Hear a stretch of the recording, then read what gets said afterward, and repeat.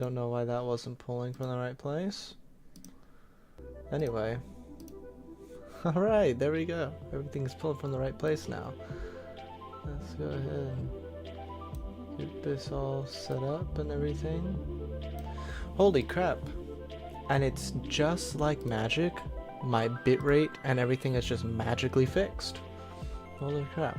And it's crazy how the other day I was having so much trouble with just like my bitrate and my frames dropping and all of that type of stuff. And now suddenly I hop back on and everything is like perfectly fine.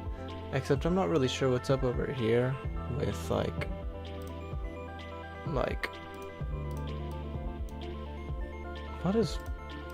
what is going on over here with my preview? I do not know what is going on with my little restream preview over here on the side, but you know what? It's fine. Everything is perfectly fine and working as intended. Let me actually go here into my settings, and I'm going to kind of adjust this bitrate a little bit and see if nothing, if everything still works fine. Okay, everything works fine. Wow, it's actually crazy how I literally just not streaming for several days and then just coming back just fixes everything. It actually just straight up fixes everything. Alright, anyway, hey, what's going on? How's everyone doing? Hope all is well. Yeah. Today, I finally want to talk about my Pokemon ROM hack / fan game that has been kind of in the works and progression for a long time. This started as a project a long time ago, many years ago. Let me open this. About August 2021 is when I have it written down as first being started, right? Obviously, we are only a few months away from August 2025. So that's about 3.5 years of work. Now, I will say, it is not 3.5 years of straight work. Definitely there was a 1.5 years in there where I just did not touch this thing. As I started college and kind of got into that, I didn't touch it. There's also months at a time where nothing happened with the project. Like, from a few days ago, like, probably like mid-May is when I just kind of started touching it up again, but before then I hadn't really touched it since like last October, November, right? So it's like half a year's worth of time that I didn't do anything with it, right? Right now I have not made like really work on it. It's kind of just a bunch of data and ideas and stuff that's all kind of been compiled at the moment and put together, but I have not really started a crazy amount of work on it, right? I've watched a lot of different tutorial stuff and done research on like different ROM hack editing stuff, but around the time that I thought maybe I should start doing work on actually building this game, kind of DS hacking kind of had a few revolutions and started making headway on like DS hack progress to make it was a little bit more accessible and not as difficult. So because of that, I kind of held off on that and didn't do it for a bit, and then I've just kind of been so busy that I just haven't, right? But I'm thinking maybe this summer I'll start to try and like watch tutorials and actually mess around with editors and stuff to where I can kind of, because the goal is that I want to make this either a DS ROM hack or a fan game in some kind of maker, right? I haven't made the decision yet, but I would like to make it a ROM hack using kind of, if I could, use black and white as the base, but we'll see, right? I know that's difficult though, so I don't want to push everything too far, but there's a few projects that I follow that do Nintendo DS ROM hacking, who are making their own ROM hacks, right, with Gen 5 base, that are looking really fantastic, and that's kind of the style that I want my game to have. So that's that. I haven't fully like started on anything that yet though. I want to kind of get a lot of the data and ideas kind of concrete and solid before I start, right? I find that one of the things that's the hardest, not just for ROM hack projects like that, but also kind of just for me in general, is starting a project and making headway on certain things without having everything prepared first, right? Like starting to design things in maps and regions, stuff like that, without having any idea of like what characters or landmarks do I want to put in, what kind of routes and regions and Pokemon do I want to have, like all that type of stuff, right? So that's a lot of the type of stuff that I want to finalize beforehand, right? Like, what are my Pokemon? What are my their types, and what are my inspirations, so that I can make different climates and routes and different things, right? So there's a lot to kind of think of and to kind of I don't know, to kind of mess around with before I really start anything. So because of that, I've kind of just been doing that on and off for the last several years. Just a lot of touching up on stuff in a spreadsheet. And I'm finally at the point tonight where I want to talk about some stuff, and as we go through, kind of edit and fix up some stuff, because I will say, right now I'm 21. I have competed a lot in various Pokemon things, both VGC, singles, standard competitive stuff, played my fair share of games, right? All the main lines, a bunch of the side games, many ROM hacks, and many fan game stuff, right? So I am much more knowledgeable about these things than I was back in high school when I first kind of created everything, right? When I first got my really big push on this kind of idea, I kind of made everything in the spreadsheet, like, well, most of the stuff that I have regarding Pokemon already made, I made a lot of that stuff back when I was in high school, when I kind of was in the mindset of just like, I like good Pokemon, I like strong things, and so I kind of overtuned and min-maxed the stats of way too many of the things I made. So I've been kind of going through a lot lately and editing them to be more balanced and more flavorful, rather than just having them min-maxed and broken, right? So that's what part of what we're doing right now, and that could not just goes for like Pokemon, but also for like moves and abilities and all that type of stuff, right? So that's stuff that I'm gonna have to go through, and I'll probably do work on to try and touch and fix those up, right? So those are a pretty big thing. Also, another thing to note is for this game, a lot of games have uniqueness within their region, within their stories and plotlines and stuff like that.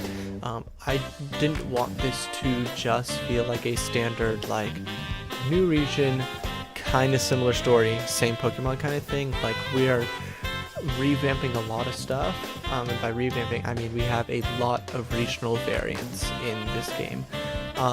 I'd say more than half of the Pokemon in it are regional variants of some sort, right? And we try to prioritize older generations of mons, right? Because in the middle of this project, like, Gen 9 got released. Like, when I started making this, Sword and Shield had been the latest game, right? Now Gen 9 has been released. So a lot of like the Gen 9, Gen 8 Pokemon are pretty like unchanged, don't have too many like swaps out to them. Maybe some stat points here or there, maybe some abilities here and there, but like their typing, like their core has not been changed. They're not a regional variant, it just kind of updates on their stats or their abilities. There's some parts of the move pool, move pools haven't really been compiled yet, right? Gen 7 starts to get some more of that, and then really Gen 6 and before have a lot of changes to them, right? So yeah, so there's a lot of that. Including this, we're kind of going to try and put most of the mechanics that we can into this game. The only things Dynamax is not going to be in the game. Z moves are still on the fence. We're leaning towards not having them, but we're going to see what we want to do with it. But for sure, we're going to have Megas in the game. We are going to have Terra in the game. We are going to have Paradox Pokemon, all that type of stuff, right? So we're going to have those forms and gimmicks and things like that, right? So I think that's most of the stuff out of the way. So let's go ahead and get started. We're going to go ahead and I'm going to start talking about it, right? Let me swap over here. Ooh, let me actually move my cam and everything. And our browser, we are going to open the spreadsheet. Oh, the text is kind of a bit small. Text is a bit small right here, so I'm actually going to kind of enlarge this to 170. 150 is about good here, right? We'll just kind of enlarge this so it is a little bit more legible, right? Anyways, so I'll just kind of read off some of our welcome page, right? Welcome to the spreadsheet for the Viralon region, which is going to be the name of the region that we've got picked out, right? This sheet contains the accumulation of my very slow progress on this project since August 2021, as I stated earlier. The welcome sheet includes the table of contents and facts about the region. Feel free to take a look around and send me feedback on it. Please don't, of course, this goes for everything discussed here on stream. Please don't steal ideas or content without my permission. I know I can't stop you, but I work really hard on most most of this content and stuff, so please be respectful of the efforts that I and also my little brother gives me input from time to time. So we've kind of made all this. Anyway. So table of contents, you can see them here at the bottom as well, but what we've got here is a welcome, but Pokédex list, regional variants, returning mons, legendaries and mythicals, megas, paradox forms, fake mon, moves, and abilities. I think over here is just items which we haven't filled in yet, right? So let's look at the facts. Number of new evolutions to existing Pokemon that we're adding is 18. Number of new fake mon that we're adding into the game are 96, right? We got 10 3-stage evolutionary lines, 8 2-stagers, 16 new paradox forms, and the rest are all single-stage Pokemon. The number of moves that we've got in the game as of right now are 766. I have not counted the number of regional variants and returning mons or the new abilities yet. The number of new abilities, I should say. The total number of abilities, however, is 222. The total number of paradox Pokemon we have is now 30. We've added 8 to both past and future paradoxes, right? So now let's talk about the maps. So I made sketches for the maps for the region. They're here on the right. The first map is physical features and physical landmarks. The second map is routes, the routing and connections and stuff like that. And then the third map is kind of a grid map, just in case we have to use it. I made it just in case we have to do a grid-based system in a different maker rather than doing a ROM hack. If I'm doing a fan game and have to use kind of a grid-based system to make stuff. Hopefully not though. Anyway, so let's go ahead and take a look at our first map, right? So here's these are all hand drawn. I kind of scanned and put them in here, right? So the region is very loosely based off of Australia, New Zealand, and Antarctica, right? Very loosely kind of based off that. So you can kind of tell by the way the landmass is shaped, right? This is kind of the Australian landmass here. This is the New Zealand kind of area, and this is the Antarctic area kind of down here, right? It's loosely based, so we'll obviously have some stuff in the region that is just not from like these areas of the world, but we also have taken some inspiration, some thoughts from these places, and kind of used them in order to kind of create some, you know, to use it into some inspiration for different Pokemon or for different things within the game, right? Anyway, so we'll take a look right here. All of these dots you kind of see here around the region are all of the cities, towns, villages, whatever you want. These right here in the middle of the region, we kind of have a big mountain range with a desert on both sides. That's what these are. We have 2 forests, kind of one here and another one there, with a small little mountainous area right there. We've got 3 lakes right there, and a small covered area here at the tip of this kind of peninsula area. These lines that come kind of right here from this bay that goes through the mountain are rivers. Another one from this lake kind of down through here. Another lone mountain here, a lone mountain there, river coming through this lake. So that's kind of the major physical features that we have through this region, right? Going on to our next map, we have the connections map, right? So this one is going to show all of our routes, and so now you can see all of the villages are lettered. You see like A, F, E, blah blah blah blah letters. Some of them are numbered, however. You can kind of see 1, 2, 3, 4, 5, 6, right? And then you kind of see that routes are also numbered, right? We have 1, 2, 3 here in this little triangle. We have dots for kind of landmarked areas, and you can kind of see I have little lines with like cut or RS here for rock smash that are kind of the natural physical barriers that kind of limit progression behind gym badges, right? Now in this game we are planned to not use the typical HM system, but we will have items that will substitute us to HMs, and we've tried to name them with like silly little names to kind of go with them. And I'm actually going to open up, we have a document as well where a lot of our stuff is written down, ideas and stuff, so I'm actually going to open that so we can have that, I guess. Oh, I guess I didn't put it in my bookmarks. Alright. Google Docs, I guess.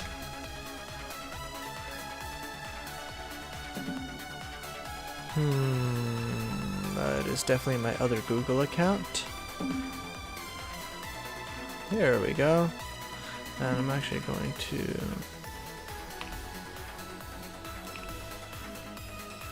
Okay.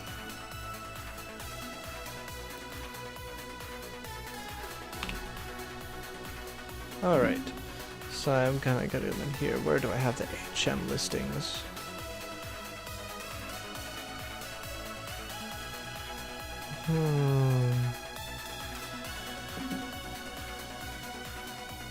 Okay, what am I actually just dumb and stupid? HM replacements. Here we go. Alright. So actually if we take a look over here, this is the HM replacement section. I haven't touched this dock in even longer than I had the spreadsheet. So yeah, this is way like old compared to the spreadsheet. Not like way, but like, you know. Anyway, so cut is going to be behind a cleavor axe. As cleavors kind of shed their axes to kind of, as they hone axes, old axes get dull, so they kind of shed them and grow new stone axes from them. The old ones kind of get repurposed into cleavor axes for general public. So cleavor axes will be the cut utility. The rock smash will be the Bloku glove. Bloku is one of our fake mon. We'll get to that later. Fly will be the Altaria whistle. Surf will be Madful flippers, and waterfall will be frilly fins. Dive is Totoro gear. Defog is the Jetstream cloak. Strength is the Blocus bracers, and the bike is going to be changed to skateboard or Brookworm Grimoire. We'll see those later. We're kind of going to decide between those. Anyway, so that's stuff. We'll touch more on the Virulon region later. Etherin is obviously my name, but Chair is the gamer tag that my brother goes by, so that's why we've got root there. Anyway, so let's kind of go more in depth about the routing of this region. Over here is just the grid map, just in case, right? So, routing of the region. So just going through this, right? A is going to be our starting point for the whole adventure. We're going to have our starting point in this region start in a larger city rather than a small town or village. And so A will be here, going from route 1, 2, 3, and at after route 2 here in city D will be the first gym. Looking here at the corner of D where the tail of Espeon is right now, you can kind of see a small circle at the very tip of the village, right? And you can kind of see on A, B, G, C, J, like all those, right? That means that there is a gym within that city, right? So D will be badge 1 actually. And then going from there, you will have the option, right? These two cut routes get open, and you have you can go down route 3, you come back, and then you have a choice to make whether you go down the long route 5, or go to route 4, the forest area, and then to route 6, right? Basically, we have a few routes in this game where they are optioned, right? If you choose one, you don't get the other one till post game. They have wildly different kind of climates and encounters in them, right? So 5 is kind of more of a laid-back grassland, meadow, pasture, ranch type area. And if you go down this way, you cannot get to Route 4, 6, and the forest area until maybe not the post game, but probably at least until after Gym 7, right? Or you can choose this area, right? That kind of goes through the city outskirts on Route 4, a forest, and then kind of a like little wilderness area and Route 6. And you cannot do the long Route 5 until post-game, right? You get to City I, go to Route 7 and hit B and get a badge, and then get the Rock Smash equivalent. So you can break through Route 8, and then you have a choice between 9 and 10. Same thing as these two. One, you choose one, you don't get the other till post-game in this instance, right? 10 will go through the mountain range. 9 will go through the cliffs by the ocean on the outside of the mountain range, right? So then you will hit G, City G, and at that point, you will get I don't remember now. What is it? The fly? I think you get fly. And so then you can fly back with the Altari whistle back to town D. There will be a ferry that takes you across the river in Route 11 to kind of get you to the other side, and there will be an event that happens because of it. Then you can see M, go through Route 12 to F. That'll be your next badge. Then that will get you surf, so that you can surf across Route 13 to get to E. E will get you your next thing, and you will get the waterfall HM. So you'll fly back to L, use surf to go across Route 15 and waterfall up to C, where you'll get your next one, which should be defog. And I think, yeah. I think it's defog. Whatever. Yeah, I think it's defog because then you go to J, and then J gets you strength, I think, which lets you go to G again. No. Oh, no. I forgot. Like, after E, you don't go straight up to C. You go to A to do A, and you get dive, which then lets you go through 15, because there will be a dive spot in 15 to go through. Then waterfall will get you up to C. And then C gets you defog, you go to J, and you beat that. And then I think that's all the gyms, right? 1, 2, 3, 4, 5, 6, 7, 8. Yeah. And so from there, then you get strength, which allows you to go up to K, and then K through to the start, which is the Pokemon League and everything. These ones with P's are all post-game locked, so you can't go from G up here or up to this, right? And so that's all the lettered towns, and then all the ones with numbers are all post-game towns and cities and stuff, right? So then post-game places open up. You can now go up here to this desert area through here up to 8. You can go to 1. You can go to this extra routes. You can go to this post-game water route to kind of hit the other side of the Antarctics. And then basically this entire New Zealand Open is all post-game stuff and extra content, right? So that's a lot of stuff that's there. So, cool thing, we really like the map design for this one, how kind of interconnected everything is, and how kind of it's not just a linear shaped path, but it's like, hey, you start here and then kind of wrap around, that you got to make a choice, and then you kind of backtrack and go here, and you can fly at this point, then you go there, and then you can go back to your starting town, you can kind of go there and loop here, and then you kind of get like so much opened up, right? So we liked all that type of stuff. Anyways, we're gonna zoom back out now so we can take a look at the other tabs and really start getting into the meat and potatoes of this whole project, which is the Pokemon, right? Let me take a drink though.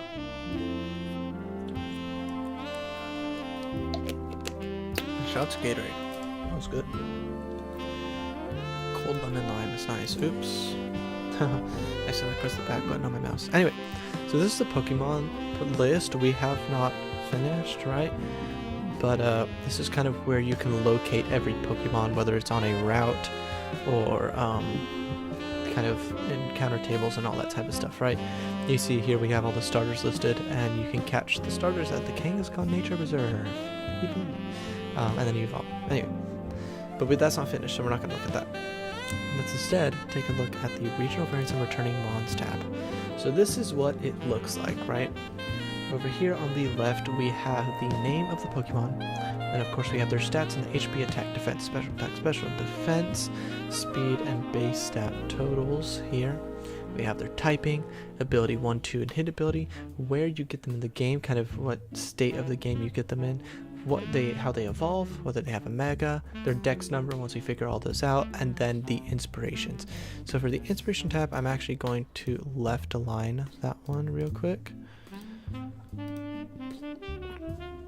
And then I'm going to zoom in for us again. Got here so it's a little bit easier to kind of see. And yeah, let's just go through this stuff, right? Starting off with Gen 1. This is our first regional variant. We do not have the Gen 1 starters in here.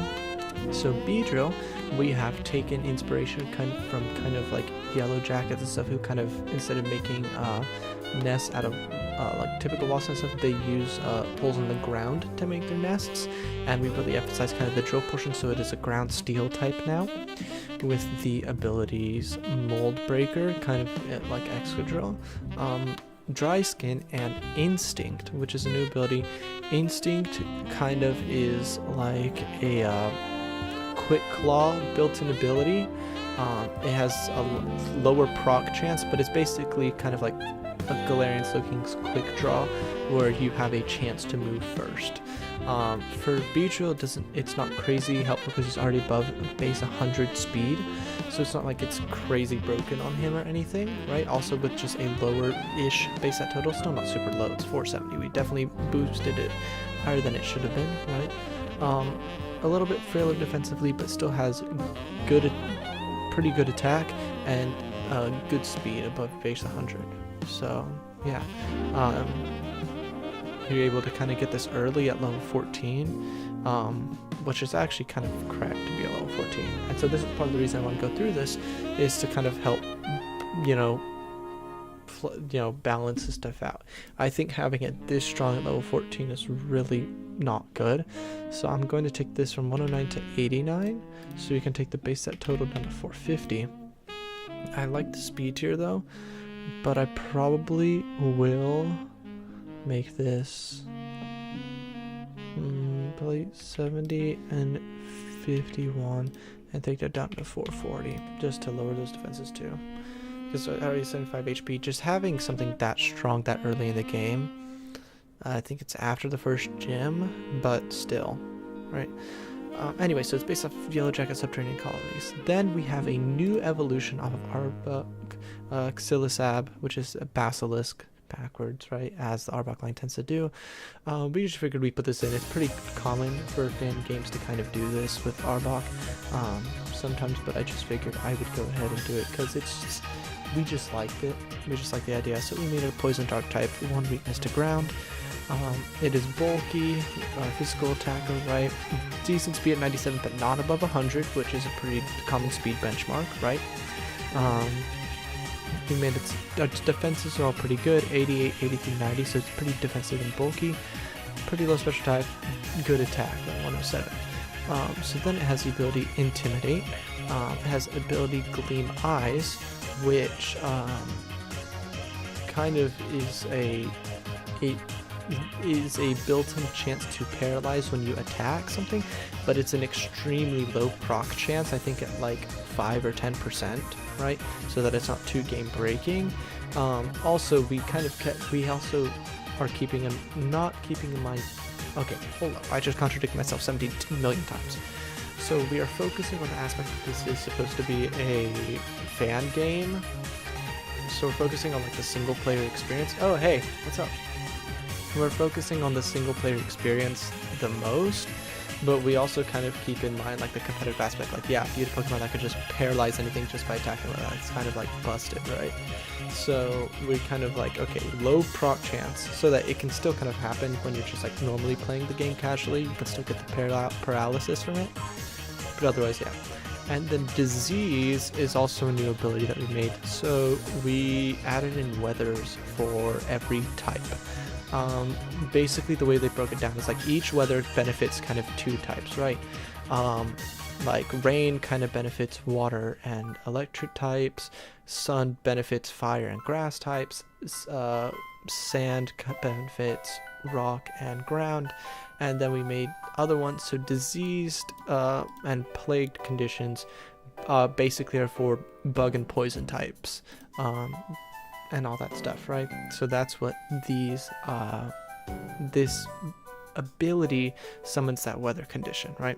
Also, we made the evolution method by Duskstone with no Mega. Alolan Sandslash is here. Pretty similar stuff, right? Defensive, decent attack. Yeah, all usual stuff. Are you reading chat? Yeah, I'm reading chat. Hey, thanks for kind of joining while I yap about the fan game ROM hack that I'm making. I just kind of wanted to yap about it, and especially have a log of it, because I'm going to start working with some people soon, so I want to have a place where I kind of talk about my ideas, so I can just send them a VOD of just yapping about my ideas and my thought process behind some of the stuff that I've made.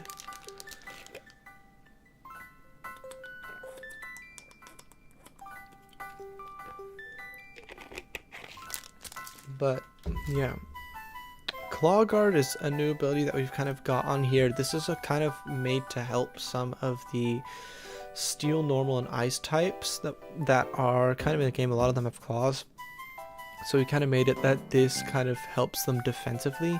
When we go through the ability section, I'll read off what it does.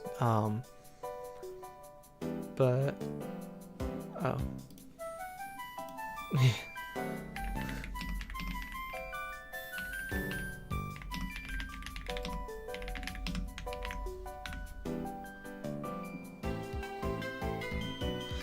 Sorry, just had to type in chat real quick. Yes, but Claw Guard is kind of to help out with Yeah, they're defensive stuff. So I think it reduces damage from contact moves, but it halves damage from contact moves and stuff. I don't know if it has a second property. I can't remember. It's been so long, but I know for sure it does have damage from contact moves, which should really help with fighting weaknesses, right? Because most fighting moves are contact based. So I think Claw Guard helps with that if it halves the damage from contact moves, you know? And then we've got a new Sand Slash variant with Ground Dragon. And so this one we have kind of made it more lizard-like to live kind of in the Australian desert areas, Australian-inspired desert areas that we kind of have there, probably around like the west side of the region. Is probably where it's about at. So yeah. But it's also kind of based off like a hedgehog and shrew, kind of with the stoat, right? I said lizard-like. Why the fuck did I say lizard-like? I'm kind of going like hedgehog plus like stoat type of thing. Which, if you don't know about those guys, they're really cute. I love stoats. They're these guys. These guys are super cute. It's like, so like imagine like this guy, but like with a hedgehog. Like those combined are good. Yeah. So that's kind of what the aim is for on those, right? It's got still physical attack, a little bit higher physical attack, a little bit higher speed, but less HP and defense, right? Ground Dragon is kind of how we're going with it, and it's got Sheer Force, Rough Skin, and Sand Rush, and just evolves at level 25. Then we have Nidoqueen, Nidoking, and we've kind of swapped around their stats a little bit. They're still Poison Ground, still the same stuff, but we have switched up the abilities a little bit, and their attacking stats a bit, right? So we kept the fact that Nidoqueen is the bulkier one, and we leaned into the special attack qualities of Nidoking. And so we basically took how Nidoking usually gets used as a Sheer Force Life Orb special attacker, and Nidoking is used kind of as Nidoking but bulky, right? And we've kind of separated the two, where Nidoking actually uses his physical attack stat now. So Nidoqueen is the bulkier yet slower Sheer Force Life Orb user, right? So it's got the higher special attack with Sheer Force, whereas Nidoking has the same stat, but in its attack still has a okay special attack stat, but it has the higher speed that's above 103. Above 100 at 103 to kind of pass that little speed benchmark barrier, right? So for Nidoqueen, we also gave her Queenly Majesty because it was just very fitting as an ability, and Poison Touch as their hidden abilities. Another thing we kind of did in this hack is a lot of the hidden abilities actually aren't like the best of the abilities. We tried to make the better abilities more accessible in ability 1 and 2 slots, and had just kind of a third ability that's okay or decent or not the premier option in the hidden ability category, because we wanted these to be more accessible, right? Every once in a while we'll have hidden abilities that is like may be good in a niche scenario, or you may want it over something else, right? But overall, like maybe you want Snow Cloak on Sand Slash instead, right? But overall you'd probably want Claw Guard or Slush Rush instead, right? Just little things like that to give the player more accessibility, and hidden abilities will be capturable in the wild, they'll just have a lower chance of appearing. Anyways, for Nidoking though, we gave him Hustle and Moxie, because as a physical you can be a snowballing physical sweeper with 103 speed, right? Next we have the Zubat, Golbat, and Crobat lines. The only catchable one will be Crobat in later areas of the game. Zubat and Golbat are not wild catchables because I don't want them to plague caves so badly, right?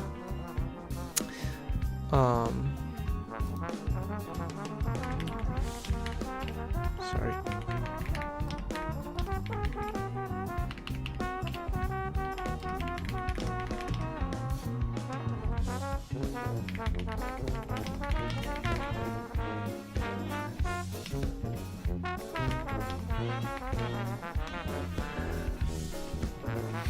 Anyways, still the same stuff, Infiltrator and Inner Focus, but it's got a new ability, Echolocation, which new ability we added. It's basically just Compound Eyes, but more accessible to other types of Pokemon, right? Excuse me. So echolocation basically just is that same like 1.3 times accuracy that Compound Eyes gives, but it just works, you know, in general, right? Evolution method as well. We made it level 32, but we are going to keep it where you can still evolve from friendship, right? If you happen to get the friendship cap earlier than level 32, it can still evolve early, but if it doesn't have it by then, it'll just regularly evolve at 32, right? Just again, another kind of little thing to not make friendship evolution so tedious and just make those Pokemon more accessible to the common player, right? Next we have Paras and Parasect, right? And these are going to be Ghost and Ghost Psychic types. The inspiration over here that we've got is a wizard. Instead of a large mushroom on its back, it's got like a big wizard hat, like, and I'm thinking like cheesy wizard hat with like, that's like purple or blue with like stars and moons on it, you know, that you would see like from like Magic Mickey, I guess. And then instead of those like foggy eyes that it has, it's got like little nerd glasses on. He's like just a little researching wizard. Got a little Mega over here, you can see.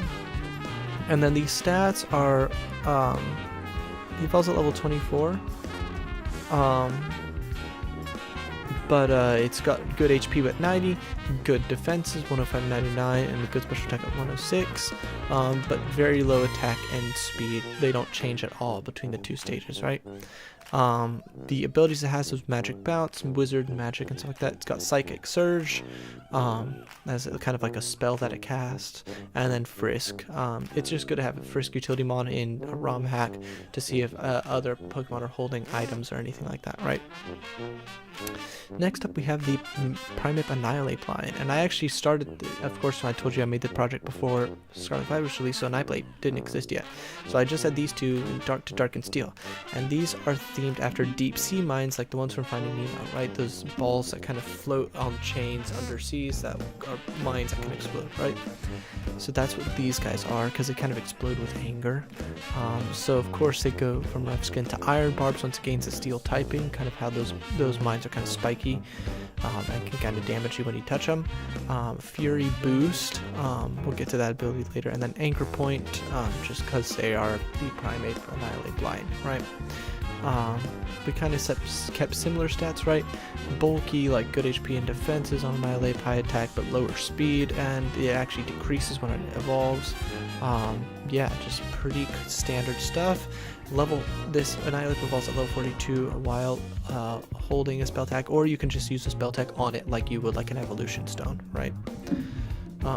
Either one will work. It's just that if you use it like an evolution stone on it, it consumes the spell tag, but you can purchase them anyway in our game, so that's you don't have to worry about losing forever. Or if it's just holding it while it levels up to level 42 or higher, it'll evolve without consuming it, right? Next we have Growlithe and Arcanine, who are Fire Fairy now. They're a lot more majestic and godlike, being more legendary. We're really leaning to kind of its legendary status. Still evolves by Firestone, but it's a special attacker now with the ability Competitive, which raises a special attack whenever another stat is lowered. And then Fairy Tail, which summons the kind of Fairy Tail like weather condition, new one we added, and it benefits fairy and dragon types. So it summons that new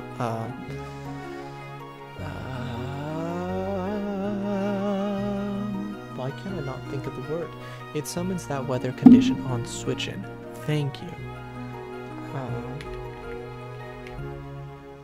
Also, sorry, I just had to actually look at something because I have stuff written down, not just on the document, not just on the spreadsheet, but I also have a notes tab on my my thing that I want to read off as well for like notes and stuff like that for the weather abilities, right? So,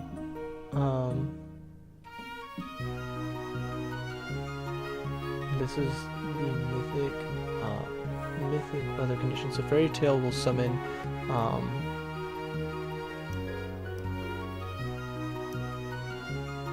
I didn't want to do that. Sorry, I accidentally just I don't know. Whatever. Anyway, sorry, I accidentally just minimized the menu and moved it, thing and moved it. That was my bad. Anyway, sorry, I was just pulling up the notes tab. Got it, finally. So, Fairy Tale, or it was, here it is, will summon the mythical, like, weather condition for 5,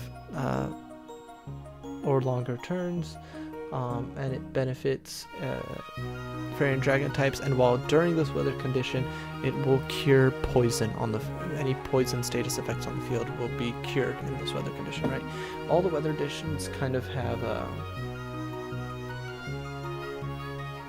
like effects is what I'm calling. Gosh, so going through them, right? Rain will cure burns at the end of every turn. Sun will cure frostbite at the end of every turn, because we've changed freeze to frostbite in this game and to work kind of opposite of burn, right? Rock will boost the special defense, or sand will boost the special defense of rock and ground types in it. Snow does the same for ice types, but with the physical defense. Space, weather effects, psychic, basically summons gravity on the field. Mythical conditions cure poison at the end of every turn.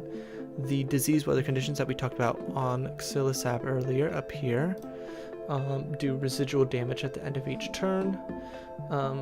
Sky conditions, like that boosts fighting and flying types, cure sleep at the end of every turn. Lunar conditions, which benefits dark and ghost types, will cure paralysis at the end of every turn. And then scrappy conditions, which boost steel types, will do residual damage at the end of every turn, right? Because metal shrapnel's flying around the air, so you know. Anyway, going on to Ninetales, it evolves with Dawnstone because it's now Dark Fairy. We're really kind of going into less of the fire aspect, kind of how because Ninetales originally is kind of themed after like fox gods and deities, right? They go after the kind of the foxfire aspect, and we're going more after the deity aspect and like the more nefarious aspect, trickster, prankster, whatever. Anyway, so it has Serene Grace, kind of as like a deity. You would have that Misty Surge, and Pressure, and then it is kind of a speedy physical attacker with kind of just alright, oh, bye.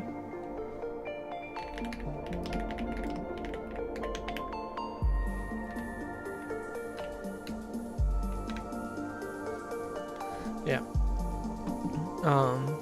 And of course, I went ahead and matched its stats to Arcanine. I kind of see Vulpix and Arcanine, or Ninetales and Arcanine, as kind of counterparts to one another, because there's a lot of games where they are both version exclusives of each other, right? So I went ahead and matched their stats together, because I always felt it was weird that Ninetales always lagged behind Arcanine, despite the fact that it was usually better, because Arcanine just as a Pokemon felt like it lagged behind, yeah.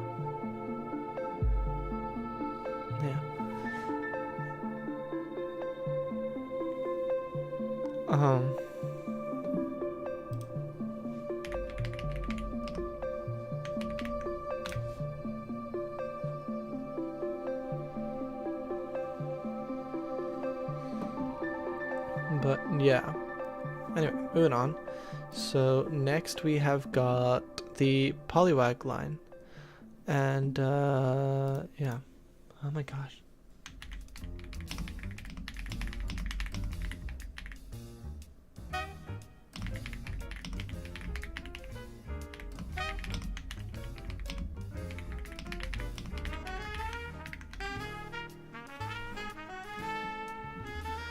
Anyways, so the Poliwag line, we've changed to the Psychic type. Well, regional variant with the Psychic type, we're focusing more on the hypnotic patterns that it kind of has on its bellies, right? So we went into that. But we kind of messed around with the stat line a little bit to kind of make it you have a choice between being a physical or special attacker with this, right? Because it has the ability Pure Power, right? So Poliwag goes from Psychic into Psychic Electric, as it kind of, what was the reason I had this? You focus on the hypnotic patterns, and then as it goes to Poliwrath, it starts using kind of how, like, So basically the way your neurons fire and everything in your brain is by kind of like little shock signals or whatever. I can't really describe it that well because I don't know brains like that, right? So we're kind of using that as it's like psychically, like it's hypnotizing you, messing with your brain, and then it starts using those kind of synapse shocks to kind of be even more kind of, I don't know, do its thing, right? Anyways, all that to say, it gains the electric type. They're going to Poliwrath, or in Politoed it keeps its just psychic typing, right?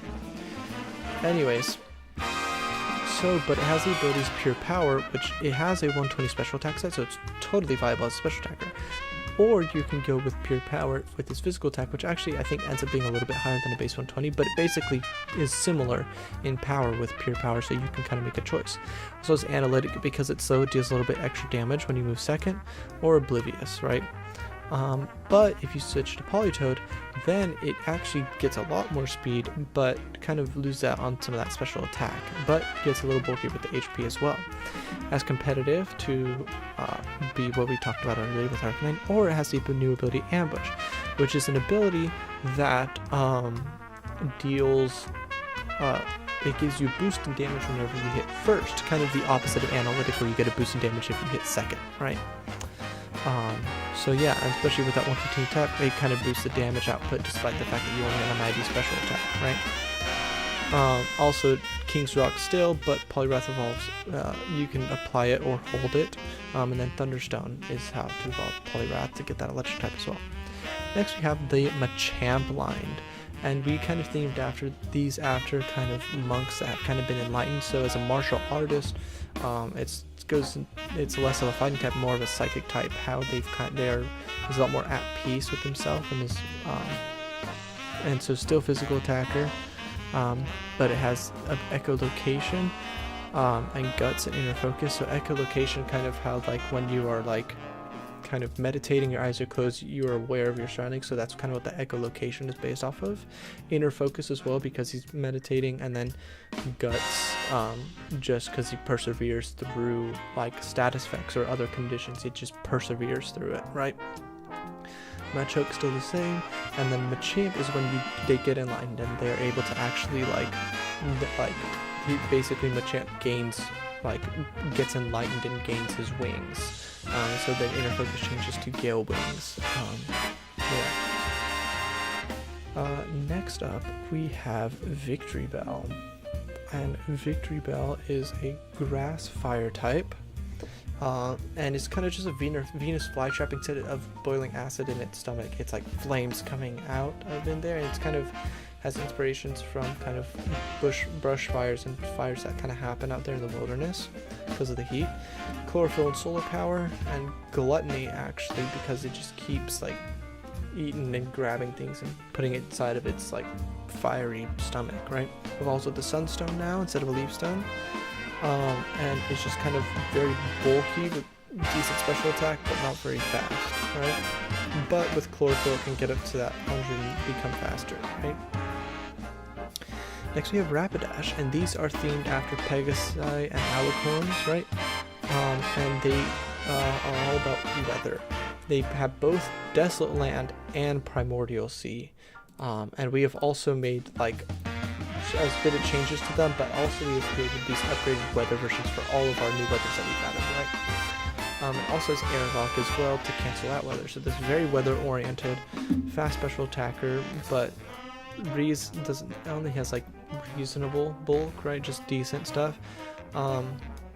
And so with that, it can kind of use either of these to its advantage, right? As a fast weather setter, damage dealer in its own right, or you can use it more utility, either or, right? Definitely I would say like it's more of a sun utility or a rain damage dealer, right? Sun, you probably use it for utility with its speed and everything. With the rain though, you probably use it for damage because it's flying electric. You probably use like Hurricane Thunder Weather Ball on it there, or Desolate Land will have other things to do. Next we have Galarian Slowpoke, Slowbro, and Slowking, Psychic Poison types as they were before. Unaware Regenerator, Curious Medicine, Quick Draw, the usual stuff. Got good bulk, got special attack, balanced, yeah, just typical stuff with them. Then we have the Virulon regional forms, which has gone from one set of Water Psychic to Water and Water Dark. And they have kind of defined roles, whereas Slow King is a physically defensive special attacker, Slow Bro is a specially defensive physical attacker, but it has a little bit, they kind of swap out with 110 HP and 90 special defense. They take that 10 points and put it in this defense, so they're even 100, right? Just little touch-ups like that to make him a little bit more interesting. But this one is, they're very slow, and they can be a threat and trick room, but outside they're moving very slow, because this guy's got Water Bubble, which makes him hugely hard hitting with Water Stab. Hugely, with a 120 attack stat and Water Bottle, you are doing unbelievable damage with this, right? Slow King, on the other hand, is more defensive, or not more defensive, but a little bit more defensively oriented ability with Storm Drain in order to gain special attack boosts by absorbing water moves in order to power up its special attack. So it's a little bit longer, playing for the long con a little bit more, rather than Slow Bro, who's there for that immediate damage, right? They also notably don't have Regenerator. They have Unaware instead, so they can be used as counter to setup sweepers, but you don't have that longevity that Regenerator brings, right? To compensate for the fact that your attacking stats are higher, and so is your bulk as well, right? Next we have Shelter and Cloister. Typical same stuff, Waterstone, Water and Ice, Skill Link, Battle Armor, we added Technician as well, in case you want to go a different route. And just pretty similar stats.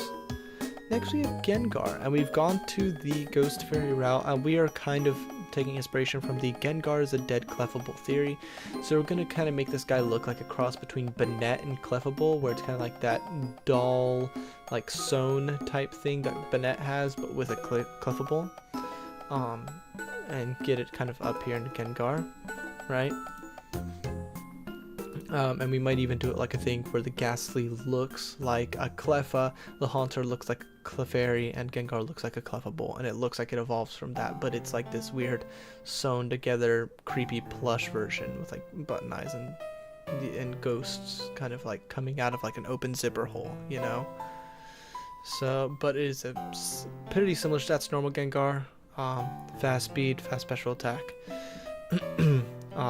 Ghost Fairy, but it's got Cursed Body, Prankster, and Soul Heart, which is the ability of Magearna that basically gives it a special attack boost whenever it gets a kill, or a kill happens on the field. Very different wording there, that does mean a lot. Because this means it can get special attack boosts and doubles even though it doesn't get the last hit. Unlike something like Moxie, right? Next we have the Hitmon lines. These have gone to Fighting Steel. We kind of have a little bit more emphasis in some of the steel types in our region, because with the mountainous areas, our region is kind of very big on ores and ore processing stuff, so there's a lot of Pokemon that kind of have like basically become acclimated to metals or gems, and this is one of them, whereby kind of training up in those mountains, it's very much become acclimatized and become has evolved or adapted to the ores that surround them, right? So they have guts to kind of persevere through all types of conditions. Hitmonchan with Iron Fist, Hitmonlee with new ability Striker, which is basically Iron Fist for kicking moves, and Hitmontop with the usual Technician that it's got, not Intimidate anymore on these guys, and Scrappy is their hidden abilities, right? And we made the conditions for evolving not so tedious and weird. Power Bracelet or Anklet to go with either, you know, wrists or ankles, and then the metal coat for Hitmontop. And you'll see here with the stats and everything, same number, but kind of switch around. Hitmonlee is the fastest and most hard hitting, but is also the frailest of them with the lowest HP and defenses. Hitmontop is the bulkiest, not having the highest peaks, but also being evenly at 80s with the highest HP. And the slowest, while Hitmonchan is in the mid tier for the speed, kind of has highest peak but the lowest slows, kind of just the mid tiers kind of for everything here. Moving on, we have Rhyperior, who is a rock water type, has kind of gotten more acclimatized to the reefs of the region, and so has become rock water type. It has the abilities Water Compaction to absorb water moves and gain defense boosts, Storm Drain to gain special attack boosts instead, or Damp to prevent explosion effects and reduce the damage of certain moves, right? So here with the stats, it's basically the way they were before, but now special attackers instead of physical attackers, right? With really good bulk with that huge HP on them. Kangaskhan's up next. Pretty typical stuff, like standard Kangaskhan stuff, but it now has this ability Regard. Basically, this is a rename of Rockhead. Rockhead was just too specific of a name to give to certain things that we wanted to have Regard, so we made the ability Regard. Just basically prevents recoil and stuff, and also Insomnia. Next we have the Kingdra line. We decided to just put Kingdra here even though it's a Gen 2 Pokemon because it evolves from Gen 1 Pokemon, so we just kind of combined it here so it's easier to kind of find and have all together. Excuse me. It no longer has Swift Swim, which is an important point, but it's now base 100 speed, 110 special attack, has Sniper still, now has Drizzle instead, so it is now Rain Setter in and of itself, and Damp as well. Which, you know what, because we had Rhyperior's Damp, I might switch this Damp to Swift Swim, but we'll see what we do. It's kind of the things we kind of look for when I'm going through. I'm like, well, maybe I could change that or change this, you know? Anyway, Starmine is where we're really going to see one of our biggest changes. This is a Cosmic Water type, and that means we are adding a new type, the Cosmic type, right? I've watched a lot of stuff on fan like types or new types, or like what if Pokemon added this or that type, all that type of stuff, right? Basically, I figured that Cosmic would be the best type to add. I wanted to add something new and spice things up a little bit more, and Cosmic just seemed to fit the most. Because there are a lot of Pokemon in this game that feel very fitting of it already. They're naturally already fitting, right? When people talk about things like a light type or a sound type, there's not a whole lot of Pokemon that are super applicable. There's some that are very specifically applicable to it, but not a whole lot of super applicable ones, right? You know, it's a lot more common for the sound is more of a subtype of moves, like where you have Growl or Boom Burst. That's like a move category, right? But it's not really a type. Like for type, you could do like Exploud, Toxtricity, and then where do you go from there, right? For light, it's like, okay, Ultra Necrozma, maybe like Chandelure, I don't know, like who else are you getting, right? But for Cosmic, you've kind of got a lot of things that are already really set. That a lot of Pokemon that come from space or that are Cosmic related, where you have stuff like Miniora, Lunatone, Solrock, Starmine, Deoxys, like all these different kind of Cosmic related stuff that feel like they could be tied into, right? Naturally, on top of just finding new ways to reinvent a Pokemon into a regional form instead of just switching out like a type, because a lot of Psychic types can be made into Cosmic types, but they have the Psychic type because they just don't have a Cosmic type in the games already, right?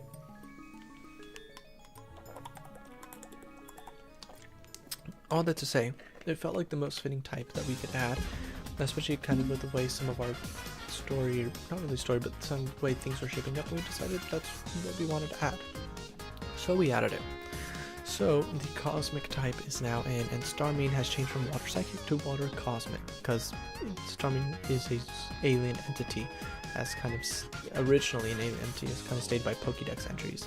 Now it lives obviously here in the Pokemon universe, but it originally was an alien entity. So it evolves from a Miniorite, not a meteorite, a Miniorite, just a little flavor there. Has a Mega Evolution now, and its abilities are Sheer Force, Starstorm, which summons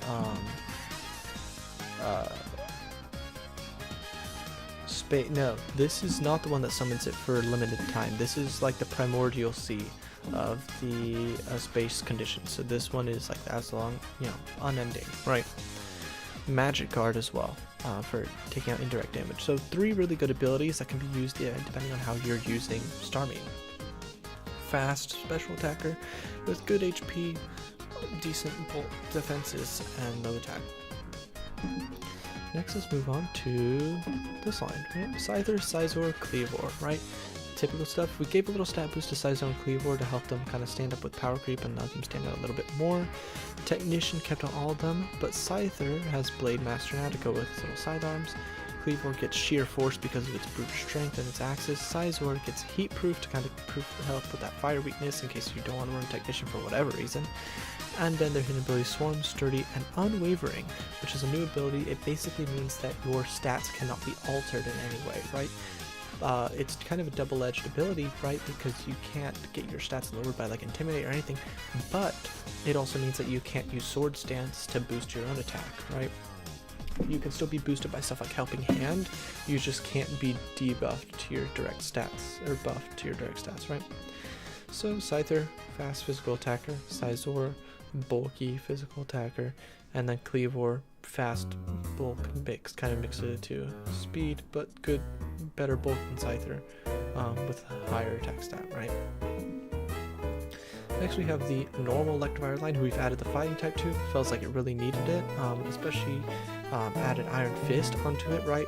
Because now it will be able to use things like Thunder Punch or Plasma Fists when it levels up, Drain Punch, things like that, to boost up those kind of types, right? Motor Drive is also there, because that's an ability already had, kind of lets it boost its speed. That Static just kind of gets the last ability just to give paralysis on contact, right? We also kept its speed without Electivus, because like when it evolved it lost speed, which was always really, it was just kind of detrimental to the moth, right? It went under that base 100 speed tier and really kind of hurt it. So now we are letting it stay with the Electabuzz speed tier at the cost of some of its special attack and defenses, and letting it keep that high attack stat so it just feels way better overall, right? And then we have like the Viral like versions of Electivire, so this is a Grass Poison type, and we are like behind this, the tails that it has, because Electivire has two kind of long tails that are like wires. The tails are now vines, little thorny vines with little poison stingers on the end of them, and the body is kind of very bushy-like and overgrown with fruits and stuff, right?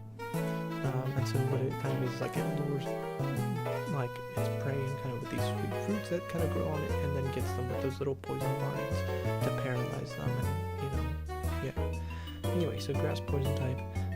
It is a more bulky special attacker that's still decently fast. And a new ability that we've got in the game called Menacing. It basically is a special Intimidate. So lower special attack and switch in Technician and Clear Body as its abilities. Then we have Magmortar line. Base 100 speed tier with 115 special attack, fire, and ghost now. Fitting, especially because we gave Electivire a secondary type. I'm going to go ahead and give Magmortar one as well. It's got Mega Launcher. Should have had it when that ability was introduced. I should have given it to it, because it's got a huge cannon in its hands, right? Like, come on. Bulletproof as well, because, you know, if it can vision, it can take them. And Flash Fire as well. And then we have Magmortar Viralon. It is Water Steel with the ability Steelworker, Long Reach, and Water Absorb. This one is themed after pirates. And so the Magmortar and Magmar families kind of work together as like a big crew. Let's attack, and they're like these fire, and that's what that event is going to be here. When we looked at the maps earlier, and we said here on this route 11 right here, when you take the ferry across, there'll be an event. That's what the event is. Your ship will get attacked by the Magmortar pirates, and there will be an event with like a boss like little Magmar battles and then a boss Magmortar. And then both the Viralon versions have Megas. Pincers up your next. Pretty just balanced across board. A bunch of 70s, with a little bit of speed and big attack. It's bug, it's got quick feet, it's got more breaker, and a new ability called Exoskeleton. This is basically Mimikyu's disguise, but for bug types. It's got its Mega, like before. Here's Gyarados. It's just kind of a different direction of the traditional dragon, so instead of kind of water fire, we've gone with water fire. And it's got Intimidate still, Moxie still, but it's also got Levitate. Now it's not flying, but it still is floating, so it's got Levitate, and that also helps patch up the ground weakness with the fire type. just under a base 100 speed, good special defense, good physical attack, but it's relatively bulky, but kind of weaker on the little defense side, but that can be patched by Intimidate, right? So it's just good overall. Lapras is here next, and this is water electric kind of direction with it. Very bulky with 140 HP, and then mixed with 90 attack, 90 special attack. Let's go Volt Absorb and Water Absorb for water and electric. And Clear Body. The design behind this is that the back, instead of the big shell, kind of got a bunch of water and thunderstones kind of washed from deposits and ores around the region, and so it kind of mutated the Lapras around to basically their back is made out of like these amalgamations of water and thunderstones, which kind of supercharged it. Next, of course, we have Eevee. 52 across the board, normal with adaptability, anticipation, runaway, typical stuff. Vaporeon, Jolteon, Flareon, we still got here, as per usual. Flareon, though, we gave the ability Reguard to block that recoil damage that helps with like Flare Blitz and stuff, right? It's also still got Flashbang, Flame Body. Jolteon with Quick Feet, Lightning Rod, Static, Unaware on Vaporeon to kind of help with its defensive roles, or Water Absorb, Brandish. Espeon and Umbreon here, Psychic Dark. Espeon still got Magic Bounce, but also now has Magic Guard to help with indirect damage. And then Umbreon has Inner Focus to prevent flinching, Intimidates, Menacing, all that stuff, and Regenerator to help it defensively. Those are really the big ones, right? And very tanky now as well. Leafeon and Glaceon here. Leafeon now gets Blade Master because for like basically Leaf Blade and stuff like that. Chlorophyll and Leaf Guard are still here. And then Glaceon gets Technician with Slush Rush and Snow Cloak. And Slush Rush can maybe help it kind of be a very special Snow Sweeper, right? Sylveon then, still bulky, as per usual, Pixelate, Trace, and a Q-Charm. We added Trace onto it as well. And then we get into the new evolutions. We've gone ahead and made them for every single type. So we've got Champion, Graveon, Mothyon, Scorpion, Obsidian, Guardian, Tarion, Drakeon, Nimbion, and Cosmion. All for these different types. So Champion is a fast physical attacker with Guts, Unburden, Inner Focus. Graveon, Gravestone, is a fast special attacker with Shadow Shield and Shadow Tag. Mothyon is a fast special attacker with invert little switch up of Graveon's attack and speed though. A bug type with Compound Eyes, Gleam Eyes, and Keen Eyes, very on the eyes for the bug type, right? Scorpion is a very bulky physical attacker. Poison type with Corrosion and Toxic Debris, so it's kind of like a Toxic Staller with some physical attack.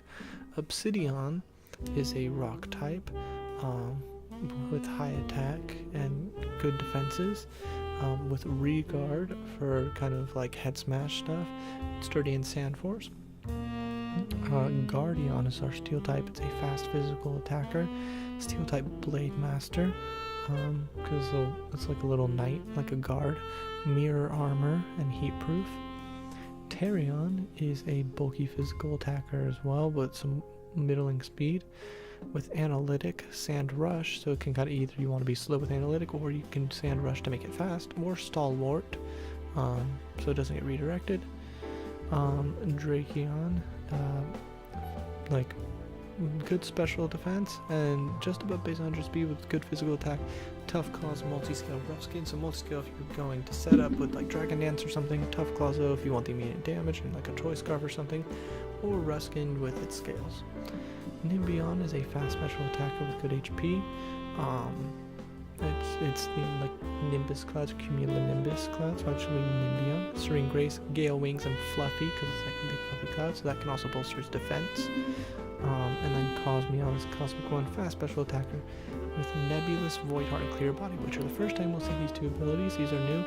Nebulous, Nebula kind of just reduces, it just gives a flat damage reduction to incoming moves. It's kind of like a way that nebulas are, most nebulas are very hot, and like you don't really want to touch them all that, like you wouldn't want to like touch one all that much. So Nebulous kind of like reduces incoming damage a little bit. And then Void Heart is basically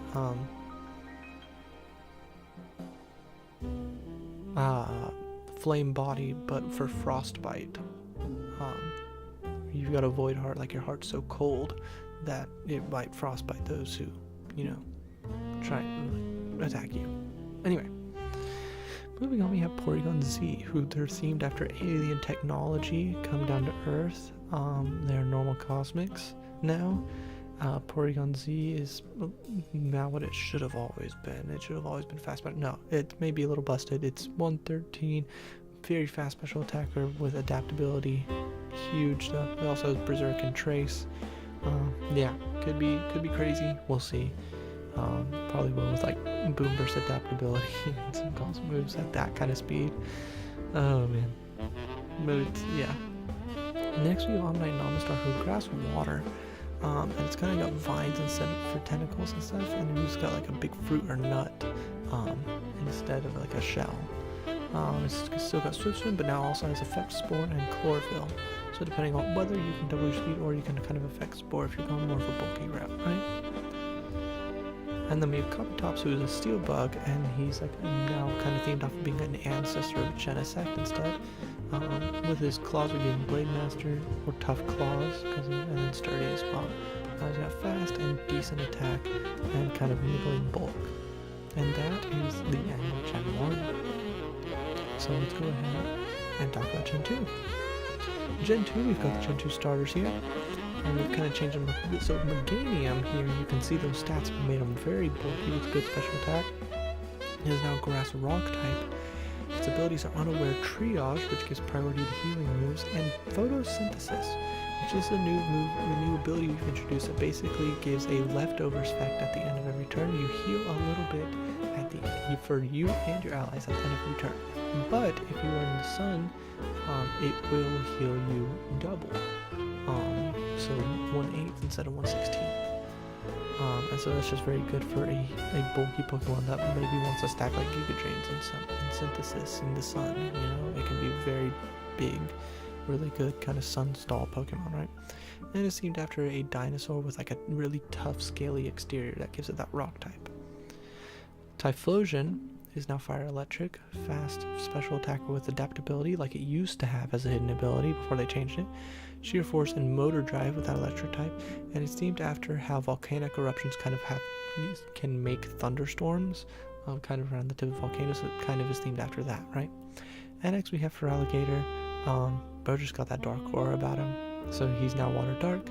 100 speed here, but good attack, Intimidate, Strong Jaw, and Swift Swim.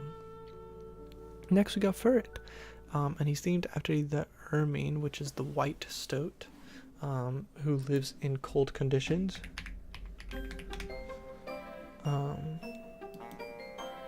It's these guys right here. These guys live in snowy conditions, but they're like a long little stoat like that. And so these guys are kind of going to be in that Arctic region. It's an ice ground type with the abilities Thick Fat, Fur Coat, and Snow Cloak. Kind of how they're white. Snow Cloak kind of is how they're white in the camouflage, and then Fur Coat and Thick Fat how they kind of survive in those cold climates. It's fast. It's got a decent it's got a okay special attack and okay bulk. But with like Fur Coat, it can really make that defense way high. Or Thick Fat can kind of help against like fire weaknesses and make that ice back to a resistance instead of a neutrality. So yeah.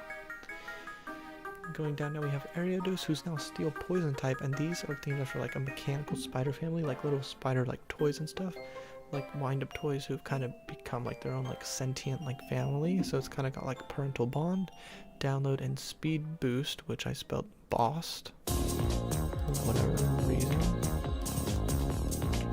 Weird. And they've just got all right stats across the board, right? Good attack, okay defenses, okay speed, right?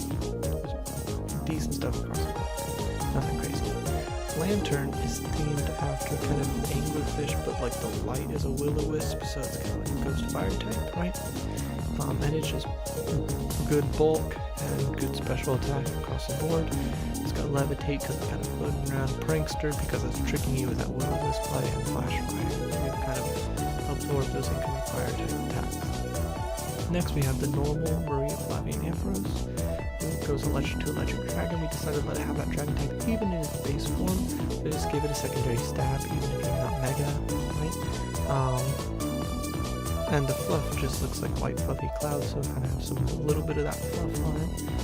It's got lightning rod, air locked, disable weather conditions, has some weather counterplay, and static, which is bulky and high special attack. And then we have the viral lines, which are dark fairy, and the fluff on them will actually look like dark and stormy clouds, and the Empress will keep that pink flappy color, so it'll say that dark fairy, dark stormy cloud in the pink, right?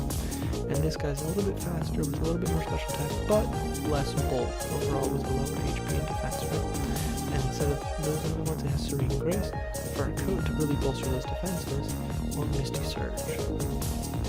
Next we have Sudowoodo, Rock Grass, just felt fitting. It's got Regard to defend against recoil, Sturdy because, and then Chlorophyll to boost speed, which kind of is just counterintuitive on this guy with the speed of 10. Which does anything. We put it at 10 because he likes to stand still and camouflage. And I put the special attack at 10. I don't really remember why. But he's got good defenses in bulk, 100 crossing point, 115 attack, right? I might switch out Chlorophyll for just a different ability that just works better because it's just so useless on this guy. It actually feels just like a joke for it to be on here. Which is pretty funny, but it's, yeah. Moving on, we have Ambipom. These are normal ghost type, very fast and strong, but very weak on the defensive side. Technician, skill link, long reach as well, and it's themed after a Yaoi, which is some not YAOI, not that guys, but it is themed after a Yaoi, which is folklore. When I was researching, I came across these.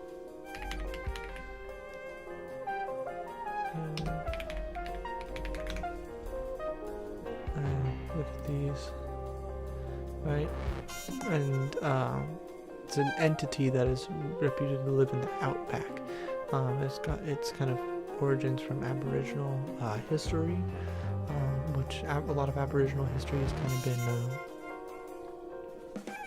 that I've kind of looked at and read up on, so I can take some inspiration from it. But it's kind of like this fabled creature that is able to kind of live in the outback. So which is why we kind of made this into like a ghost type, like it's kind of fabled, like it maybe exists, right? So yeah. Next we have Palian Wooper and Cloudsire, right? Unaware of water absorb poison point, especially defensive, HP good, a little bit of physical attack, poison ground, just good stuff. And then we have Virulon Wooper and Quagsire. And these guys have a speed of 1, and they are like mouth open wide, eyes wide, like completely shocked, like they saw something they weren't supposed to and they froze. And they're so shocked at, like, they are cosmic type, they like saw the knowledge of the universe or something, and they are just like frozen, like they're like, and are just like stuck like that. So they got a speed of 1, and they've got a lot of bulk, but hardly much attack or special attack. They've got unaware and simple because the knowledge has just reduced them to like just simple thoughts because they just can't comprehend stuff, and oblivious because they're just completely oblivious to anything now. They're so shocked that all of the functions cease to happen.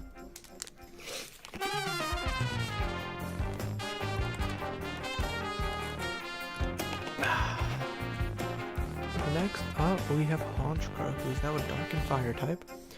And we are taking some inspirations from the Yaragarasu, the three-legged sun crow, right? Which is where the fire type comes from. And he will be decent speed, but good HP and physical attack with Moxie, Levitate, because it's still hurt, and Bulletproof, because still that Mafia Mawpaws type thing, you can still bulletproof, right? Or you got Miss Magius, who is Ghost Water, just to kind of counterpart with his fire, and kind of just like a witch. Switched up the stats to where they're not just like 3 and 3 anymore. Because regional variant, and I do what I want, because fuck you, that's why, I don't know. But yeah, it's speedy, it's got good special attack, with water bubbles, so that special attack can really hit like a truck, like I said with the Sobos earlier, especially with that type of seed. Shadow Shield if you're going more defensive or setting up, and then Nasty Pots or Combat, and then Levitate, because it's Levitate, right? Next we got Pinecone Fortress, There's still some stuff, steel bug, good defenses, low speed, all that stuff, but it now has these new abilities, Scrap Storm, which summons the metal weather conditions, or Last Stand, which is a new ability we've added. Basically, it's like Berserk, but for your defenses. When you go under half HP, your defenses will be raised. Defense and special defense. Next, we have Dunsparce and Dunspark, who we made before the Dunsparce came out in Gen 9. We kind of made this Dunspark guy kind of like an electric eel, and it kept like some of the abilities, but just kept the same speed tier, game a little bit more bulky on defenses, but very bulky on the HP and physical attacking. So anyway, fuck you, Game Freak. Next we have Gligon, Gliscor, Poison Heal, Last Stand as well if you wanted to be defensive without the Poison Heal. And just the typical stuff, good bulk and defenses and attack, just typical Gliscor shenanigans. Got Shuckle now, who's Poison Steel. He's themed after like modern trash and pollution, kind of like he's seeping out of a like little dumpster, and his like look, he lives inside that instead of like a shell.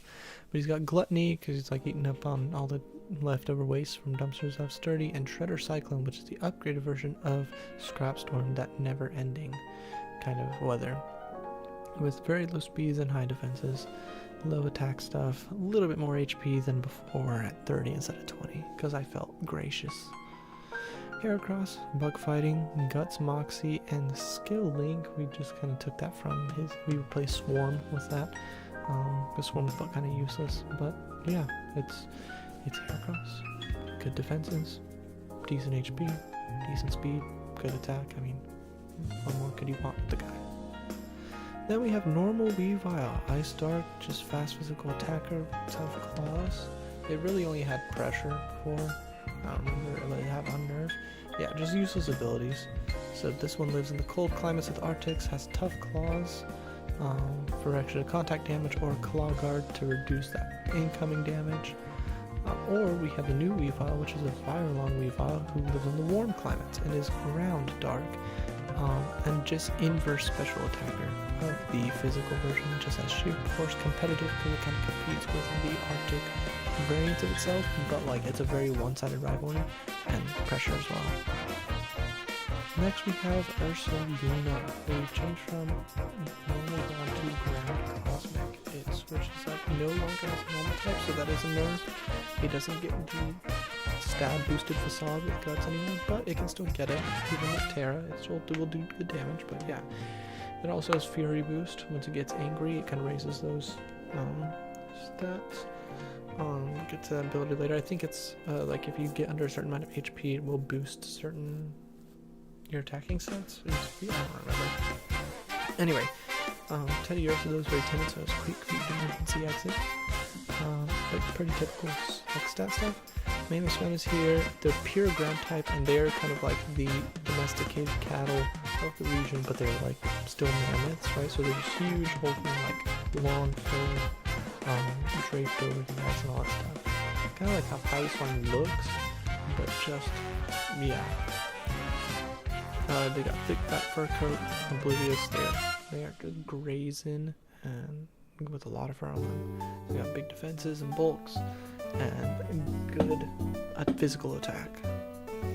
And then we have Cursula, pure ghost type, going off of that how coral is dying, unfortunately, and because of the reefs around Australia and the surrounding waters, so we are using Cursula here instead of just only Corsola. But we improved its bulk, so it's actually usable with its high special attack stat, and it has Regenerate, Will Absorb, and Cursed Body. Next we have Mantine, who's a Ghost Electric type, and then it's themed after Stingrays, whose Sting is electric, and so it's electric, and then kind of marine life that ends up passing, so it's Ghost type. It's got Levitate, Electric Surge, and Volt Absorb, high special defense and physical attack with bulk. Yeah, not the fastest either. Donphan, it's Donphan. It's got Quick Feet, Inner Focus, and Ruskin, a little switch up on the abilities, but hopefully it can help it a little more. Maybe you can status it because it's now a special attacker. We switched around that, so it is still kind of a regional variant. So maybe with Quick Feet you could burn it and make it really fast. or rough skin if you're going more defensive with that bulk. I don't know, but you get. Stantler and Weirdeer, we just kind of improve their stats a little bit, so Weirdeers can actually be usable with 110 in each of its stats as a mixed kind of attacker. Give intimidating and menacing both, whether you want to debuff the physical or special side. And gave it Frisk just for kind of some item nabbing utility. Smeargle, instead of a paintbrush as its tail, has like kind of a spray can on it. And so it's got Moody Prankster, Own Tempo, normal dark type. Yeah, and it's just typical Smeargle stuff though. We are planning to limit like some of the stuff that it can learn. It'll still learn basically everything. There are some moves that we will not give it because it would just be game breaking or super cheese, right?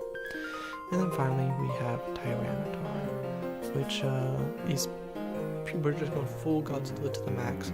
Pure Dragon type, pure Godzilla, Guts, Rough Skin, and Dragon Buster, which is a new ability that basically heightens Dragon Stab and kind of has a little bit of Mold Breaker in it, I'm pretty sure, if I remember correctly.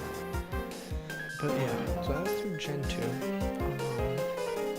It is kind of getting like, I do a work tomorrow, so because I have to be early for work and I need to go back and do that. But yeah, thanks for watching, thanks for joining and all that stuff, and yeah, next time we about this stuff, we will start at Gen 3 and go through that, and we will just hit up everything and talk about all the stuff. So yeah, stay safe, stay healthy, stay hydrated, and I'll see you.